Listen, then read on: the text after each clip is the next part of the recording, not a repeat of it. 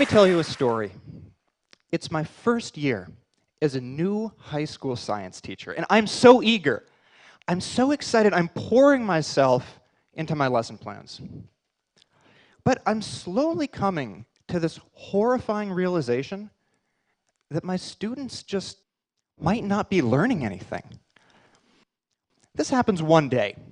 I just assigned my class to read this textbook chapter about my favorite subject in all of biology, viruses and how they attack.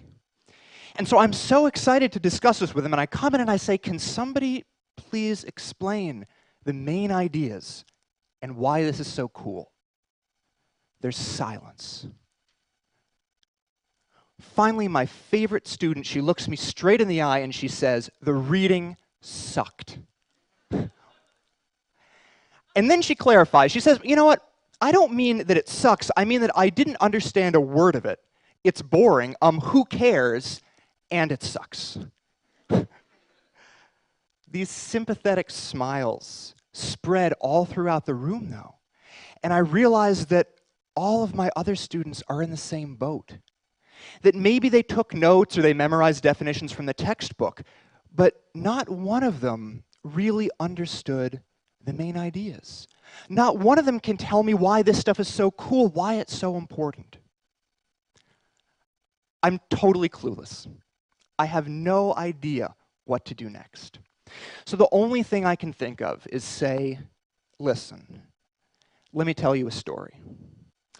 The main characters in the story are bacteria and viruses. These guys are blown up a couple million times. The real bacteria and viruses are so small, we can't see them without a microscope. And you guys might know bacteria and viruses because they both make us sick. But what a lot of people don't know is that viruses can also make bacteria sick. Now, the story that I start telling my kids, it starts out like a horror story.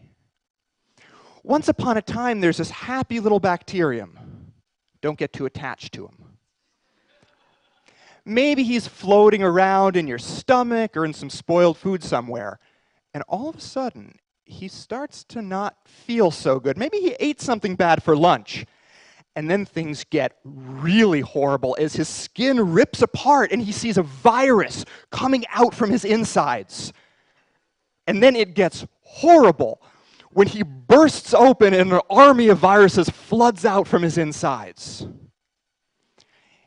If ouch is right, if you see this and you're a bacterium, this is like your worst nightmare. But if you're a virus and you see this, you cross those little legs of yours and you think, we rock. Because it took a lot of crafty work to infect this bacterium. Here's what had to happen.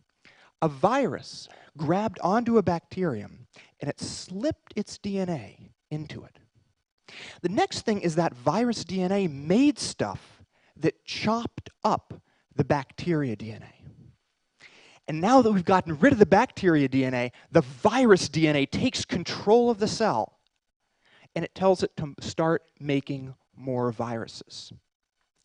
Because you see, DNA is like a blueprint that tells living things what to make.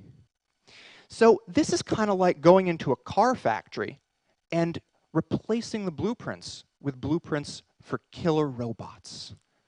The workers still come the next day, they do their job, but they're following different instructions. So replacing the bacteria DNA with virus DNA turns the bacteria into a factory for making viruses. That is, until it's so filled with viruses that it bursts. But that's not the only way that viruses infect bacteria.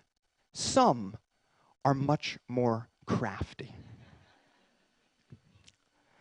When a secret agent virus infects a bacterium, they do a little espionage. Here, this cloaked secret agent virus is slipping his DNA into the bacterial cell. But here's the kicker. It doesn't do anything harmful. Not at first. Instead, it silently slips into the bacteria's own DNA, and it just stays there, like a terrorist sleeper cell, waiting for instructions. And what's interesting about this is now whenever this bacteria has babies, the babies also have the virus DNA in them. So now we have a whole extended bacteria family filled with virus sleeper cells. They're just happily living together until a signal happens, and bam, all of the DNA pops out. It takes control of these cells, turns them into virus-making factories, and they all burst. A huge extended bacteria family, all dying with viruses spilling out of their guts. The viruses taking over the bacterium. So now you understand how viruses can attack cells. There are two ways. On the left is what we call the lytic way, where the viruses go right in, take over the cells. On the left is the lysogenic way that uses secret agent viruses. So this stuff is not that hard, right? And now all of you understand it. But if you've graduated from high school, I can almost guarantee you've seen this information before. But I bet it was presented in a way that it didn't exactly stick in your mind. So when my students were first learning this, why did they hate it so much? Well, there were a couple reasons. First of all, I can guarantee you that their textbooks didn't have secret agent viruses and they didn't have horror stories. You know, in the communication of science, there is this obsession with seriousness. It kills me. I'm not kidding. I used to work for an educational publisher, and as a writer, I was always told never to use stories or fun, engaging language, because then my work might not be viewed as serious and scientific. Right? I mean, because God forbid somebody have fun when they're learning science. So we have this field of science that's all about slime and color changes. Check this out.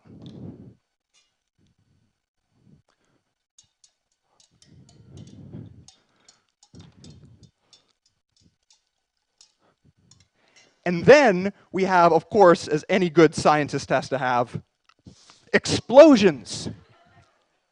But if a textbook seems too much fun, it's somehow unscientific.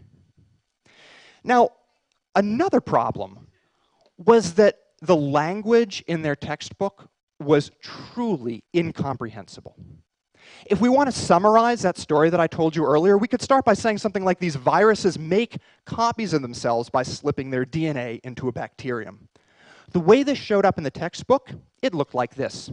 Bacteriophage replication is initiated through the introduction of viral nucleic acid into a bacterium.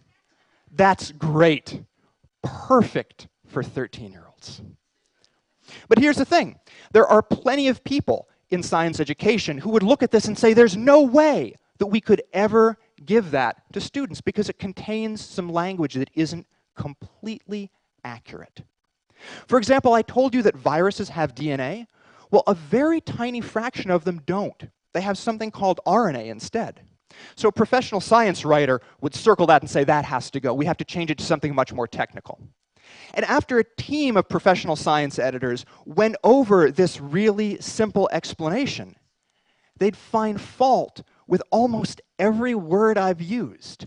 And they'd have to change anything that wasn't serious enough. And they'd have to change everything that wasn't 100% perfect. Then it would be accurate, but it would be completely impossible to understand. This is horrifying. You know, I keep talking about this idea of telling a story. And it's like science communication has taken on this idea of what I call the tyranny of precision, where you can't just tell a story. It's like science has become that horrible storyteller that we all know, who gives us all the details nobody cares about. We are like, oh, I met my friend for lunch the other day, and she was wearing these ugly jeans. I mean, they weren't really jeans. They were more kind of like leggings, but like, I guess they're actually kind of more like jeggings. Like, but I think, and you're just like, oh my God, what is the point? Or even worse, science education is becoming like that guy who always says, actually. right? You want to be like, oh, dude, we had to get up in the middle of the night and drive 100 miles in total darkness. And that guy's like, actually, it was 87.3 miles. And you're like, actually, shut up. I'm just trying to tell a story. Because good storytelling is all about emotional connection. We have to convince our audience that what we're talking about matters. But just as important is knowing which details we should leave out so that the main point still comes across. I'm reminded of what the architect Mies van der Rohe said, and I paraphrase, when he said that sometimes you have to lie in order to tell the truth. I think this sentiment is particularly relevant to science education. Now, finally, I'm often so disappointed when people think that I'm advocating a dumbing down of science. That's not true at all. I'm currently a PhD student at MIT, and I absolutely understand the importance of detailed, specific scientific communication between experts, but not when we're trying to teach 13-year-olds. If a young learner thinks that all viruses have DNA, that's not going to ruin their chances of success in science. But if a young learner can't understand anything in science and learns to hate it because it all sounds like this, that will ruin their chances of success. This needs to stop. And I wish that the change could come from the institutions at the top that are perpetuating these problems. And I beg them, I beseech them, to just stop it.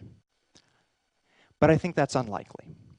So we are so lucky that we have resources like the internet where we can circumvent these institutions from the bottom up. There's a growing number of online resources that are dedicated to just explaining science in simple, understandable ways. I dream of a Wikipedia-like website that would explain any scientific concept you can think of in simple language any middle schooler could understand. And I myself spend most of my free time making these science videos that I put on YouTube. I explain chemical equilibrium using analogies to awkward middle school dances. And I talk about fuel cells with stories about boys and girls at a summer camp. The feedback that I get is sometimes misspelled, and it's often written in lolcats. But nonetheless, it's so appreciative, so thankful, that I know this is the right way we should be communicating science. There's still so much work left to be done, though. And if you're involved with science in any way, I urge you to join me. Pick up a camera, start to write a blog, whatever. But leave out the seriousness, leave out the jargon. Make me laugh, make me care. Leave out those annoying details that nobody cares about and just get to the point. How should you start? Why don't you say, listen, let me tell you a story. Thank you.